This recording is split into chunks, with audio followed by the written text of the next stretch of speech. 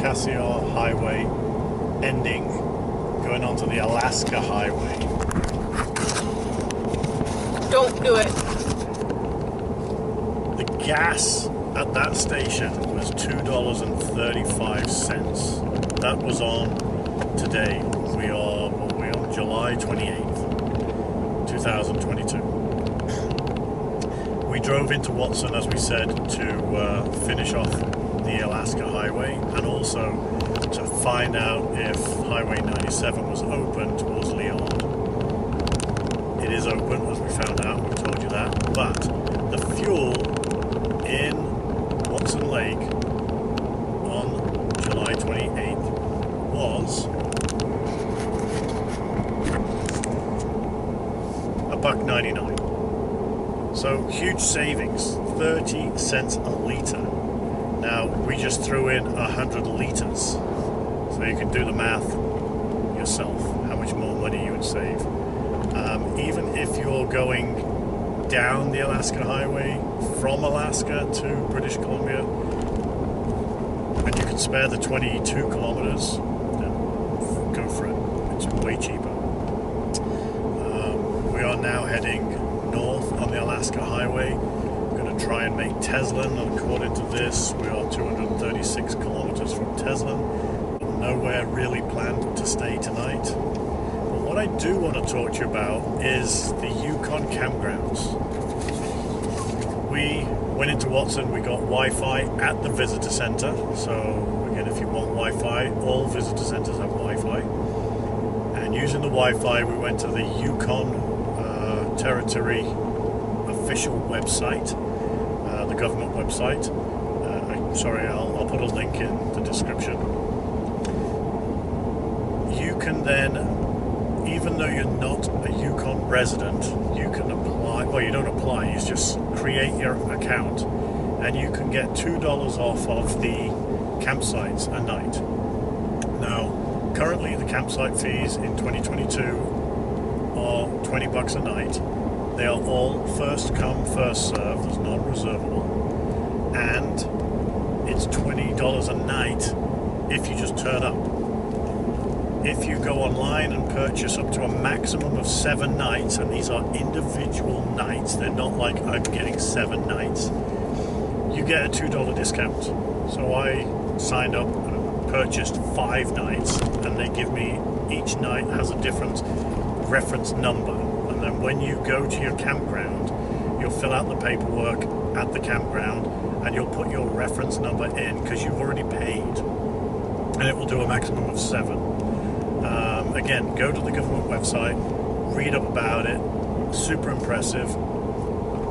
Most people that are traveling are pretty frugal because of, in this day and age, fuel is so expensive. Saving an extra couple of dollars here and there is awesome. Now, also the Uconn Campgrounds have free firewood as well, so bear that in mind. I think it was split to a point, or it's small rounds, and then from there, we carry an axe anyway, so we split it down. It's normally in a dried, covered shed, so you just help yourself. So Yukon Campgrounds are pretty amazing. So do your research, check that out. Sign up before you come, or sign up when you're here. You just need to create an account. That'll give you an account number, and then once you log in, pay with your Visa card, and you'll save $2 a night. So for us, it's actually worth doing. So yeah, we're not probably going to go there tonight at a Yukon site. We're just going to pull in on the side of the road somewhere, and then we're on the road again tomorrow. We did find out as well that the Yukon does not run under the long weekend system like Canada for the month of August. This weekend coming up, which is the August 1st weekend, British Columbia for sure, and most of Canada has a long weekend coming up. I believe it's BC Day in British Columbia. The Yukon does not do it on the same weekend, so our panic level has dropped because we're not racing to try and find a campsite amongst the locals of the Yukon. They have it 3 weeks later, so like the third weekend of August, and they celebrate the gold rush. And that is totally something we did not know. So now we can slow it down and relax a little bit more. We're not doing our typical British Columbia Tasmanian devil, rip through every campground trying to find somewhere to stay. Another piece of advice for you. Deer should be coming out. So again, it's around 6:25. I just wanted to talk a little bit about this fireweed. It's prevalent in Alaska. Didn't really notice it when we came through the Yukon the last time, but this time it's vibrant. It's purple flower. Glad when we get to travel this time of year we get to see the purple, because it just looks like a weed of green. Now once the flowers died off, but such a beautiful color when it's in bloom. And why is there lots of fireweed up here? Why? I don't know. Why? Don't know. Because that is a first flower that comes after devastation from forest fires. All right. So they must have had a fire. Oh yeah, look, the trees are burnt here. Look at that. There you go.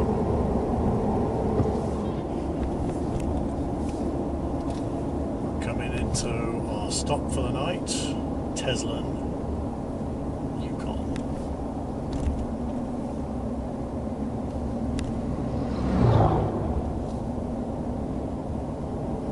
Bambi, right?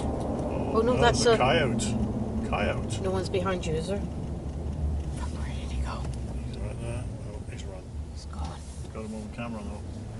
Got a coyote. Sandra's been whining for about 2.5 hours. Oh now. no, at least 4. 4 hours for more wildlife, and now we've got a coyote. Add that to the list.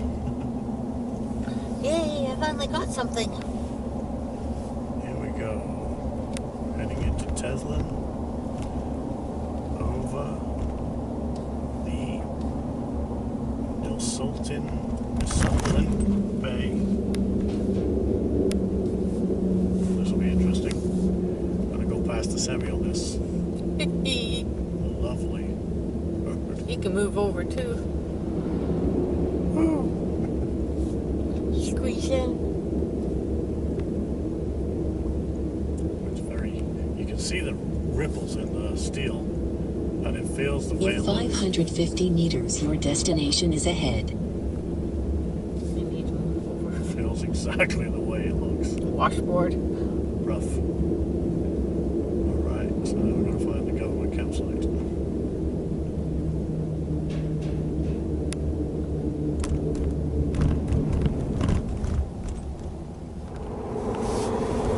Good morning, everybody. It's Friday.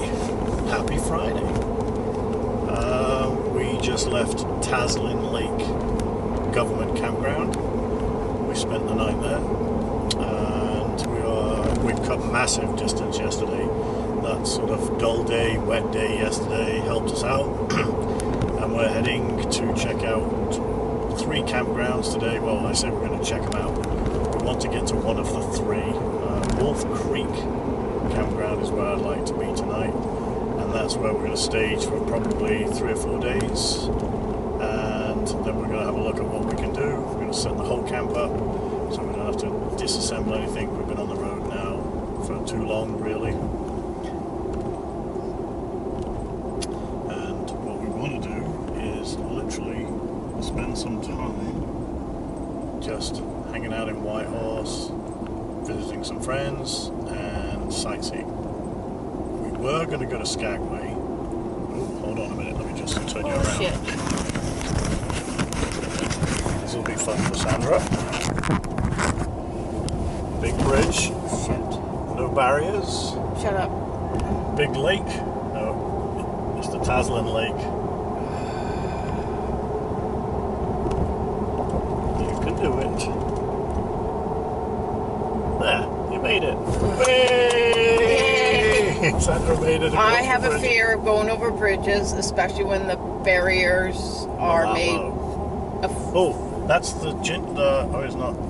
Yes, that's the cinnamon bun place. We need to turn around. I can't. Yes, you can. Here. We've got to do a U-turn. Anyways, the berries on the bridge, if they're not higher than the truck, I have a meltdown. Okay, so a lady said that the world famous cinnamon buns is at Johnson's Crossing or Johnson's Corner Crossing. Here we go. And I think we just found it. It'll be on a piece of paper somewhere. So it's round the back, right there, where the motorbike guy is.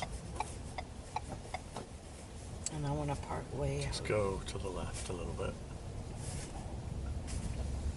Okay. And let's go find out if this is the place. Johnson's Crossing Campground.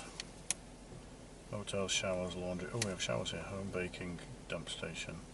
Excellent, known for the world best cinnamon buns and scones. Oh, scones. We are getting scones. Well, we got to the famous deli, bakery I should say, and we found stickers. I'm not really into stickers, but this year for some reason I'm into stickers. Because we got the roof boxes, so I'm going to destroy the roof boxes with stickers, I think. So we got lots of little cute stickers. And then we got the bakery. And we've gone with sausage rolls, mixed berry scones. Amazing. Is that everything, Matt? Great day. Will do, thank you.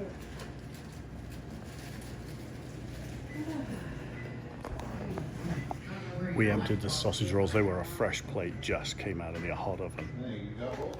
So there is the bridge from inside the bakery, and that is what Sandra would not do, and that is park on the bridge. That's pretty cool, from inside the bakery.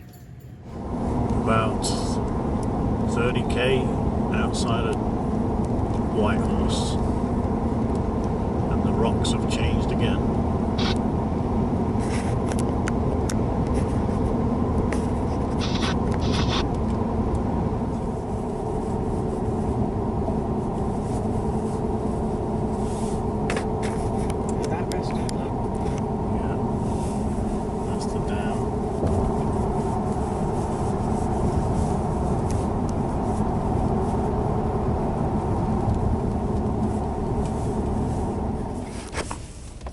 Hopefully, oh, it's full.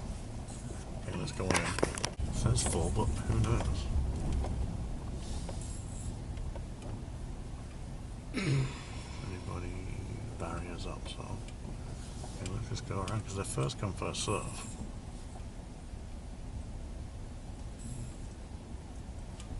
Let's go to that reception board and find out. Okay, so then let's just drive around and let's see.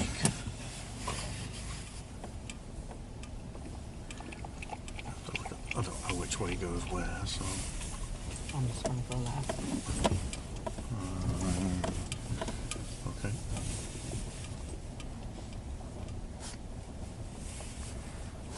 Let's disable that one. Because it is 11:26, so people would be leaving by noon, so...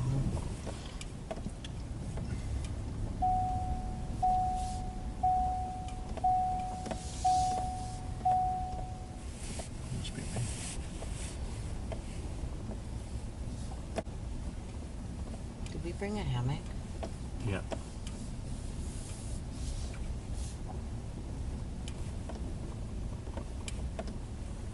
You might want to speed it up a hair. It's got a tag on it. Hold on, let me just look. Hold on a minute. It's the 26th, so 8-day month. Today's date and 3 nights. And today's the 29. Okay, so that one's available then, because 26. And then there's this one.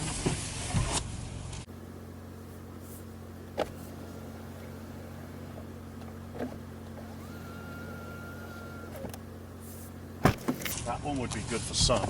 You want to just go there? We can, and we can walk around.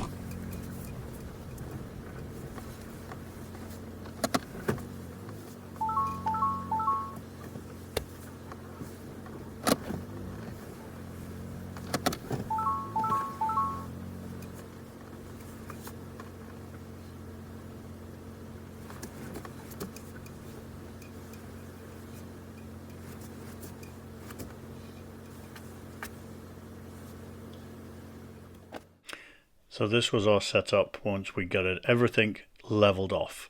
We put one side up for privacy, and then Sandra came up to me and asked if we could put the pop-up tent mosquito screen and see if we could figure out a way to connect it to the awning of Oasis. And this was the finished product.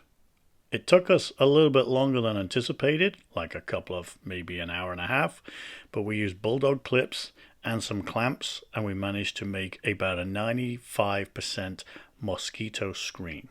After all that said and done, time to relax, chop some of that free wood up that the Yukon parks give us, followed by a well-deserved shower each. Definitely, after the last couple of days, we needed this. And this is just a quick look around on how it all worked. We pegged around at the bottom to stop the wind from getting to it, and voila. So we're just on the drive into, we're on the outskirts. Hey, look at that, 185. I was going to say, cheap 185 gas. at Petrocam. 185, that's not bad. We are down to a quarter tank, which is very rare for us. We normally do half tank refuels, but we just seem to, with the prices of gas right now, is exuberant. But yeah, I mean, downtown, apparently the city centre is 13 kilometers away. We're just on the outskirts. Well, there's the SS Klondike. We are going to go and have a look around her a bit later on.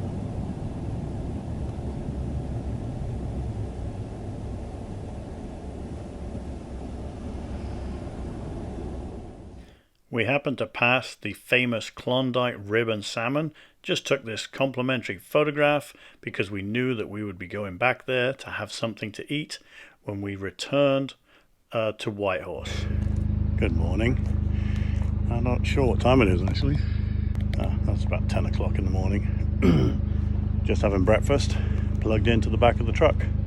So we're going to try this out, and we're using the toaster. This is the second time we've used it, so plugged in right here, but we got the toast going, muffins today. Let's go and have a look in the car, see what it's doing. So right now it's just giving us the warning. Let's close that. And as you can see here, we're at 810 watts. That's what the toaster's kicking out. And the kettle was, what, 1100? So the difference there. And we're using the Pro Power on board, which has been phenomenal so far. And it also helps when we're running it like this to charge the batteries in the back. Have a quick look at that. You can see there that we're also charging the batteries. Pretty good in my mind. As we always start off, good morning everybody. It is Saturday.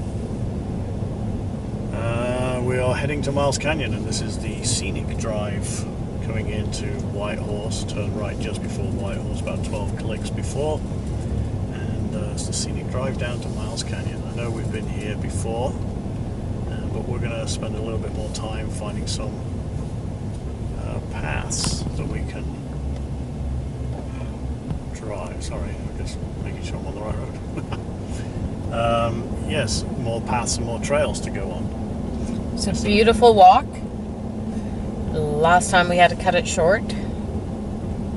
Yeah, we had a half a day to cram quite a bit in, but today we're going to go and see what else there is around here. So yeah. And we're talking to a lot of the locals out yesterday. They were giving me a lot of information for us to go to, especially with traveling with a pet. They've given me suggestions where you could take your dog off leash for walking or swimming in different lakes that are just basically on the other, like 50 minutes outside of Whitehorse. So pretty excited to do this venture again.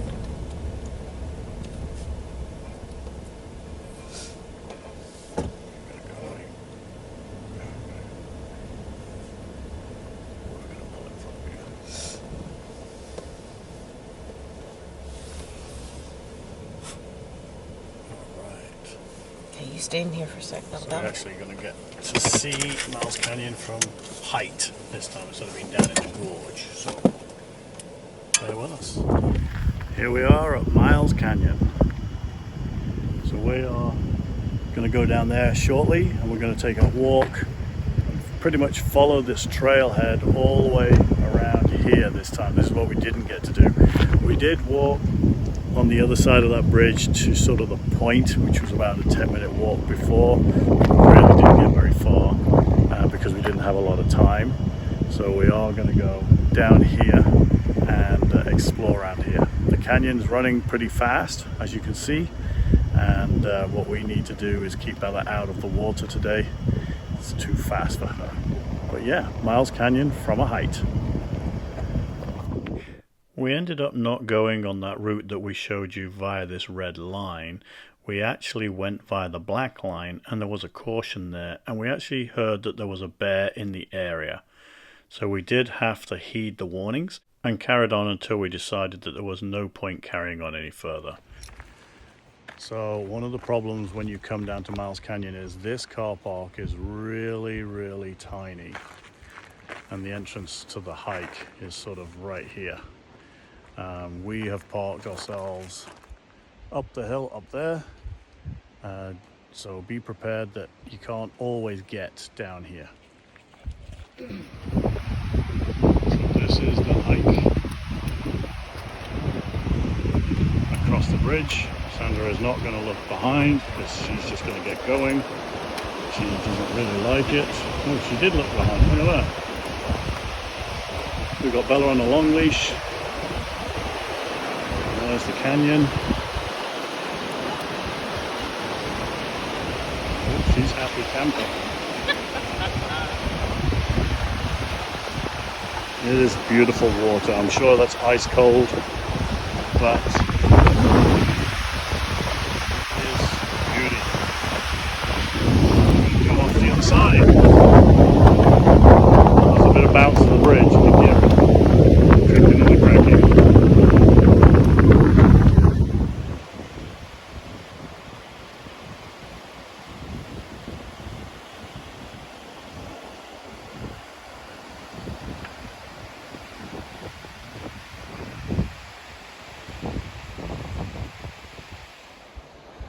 So we were on the top of that hill up there just a few minutes ago. Looking down at where we're standing right now.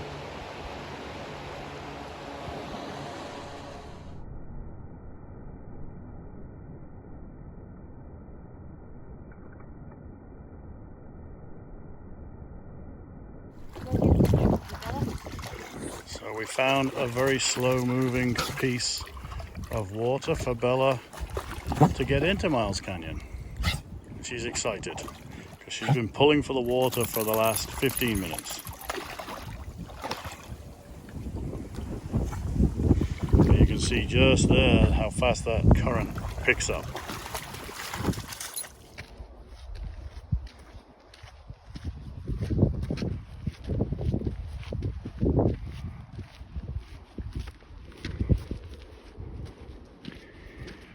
Sandra controlling Bella through the walk here, going to the sort of pointy end.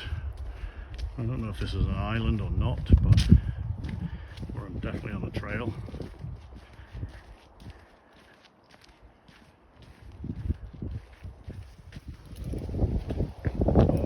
We're walking on the knife edge.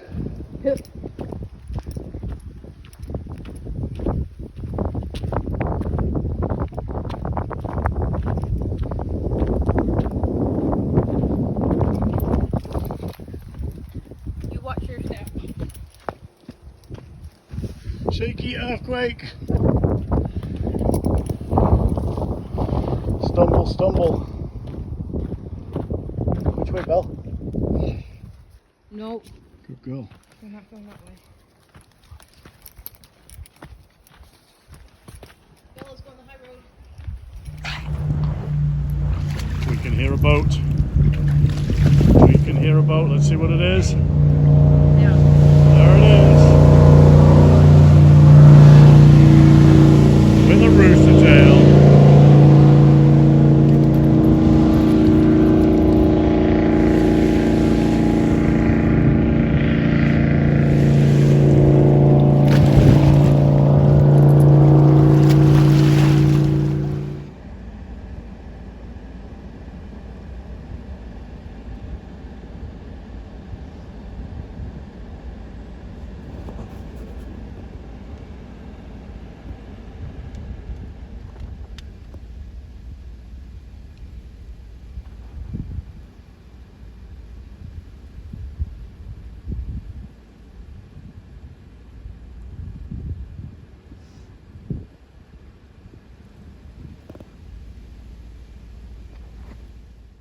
Yesterday when we were walking around Whitehorse, we actually bumped into a few dog owners. The big question we wanted to know is, where can we take Bella and at least go and enjoy some water sports? It also gave us a chance to break out the paddleboard. So they told us to head off over by the hospital and follow a road around the other side of the river to a place called Long Lake.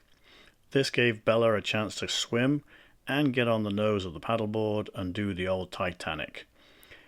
Bella and I decided that we would head up to the very far end of the lake, and we turned round and came back. Well, Sandra had a rest. A now good friend of ours, Jeff, who had to move some vehicles, we offered to help him move these vehicles to a different location. And that location had some spectacular sunsets. This was around about 10 o'clock at night, and you can see how beautiful that red sun in the northern skies happens to be. There'll be a bit more about Jeff a bit later on, but he came by the campsite every single night to talk trailers, life in general. It was great fun.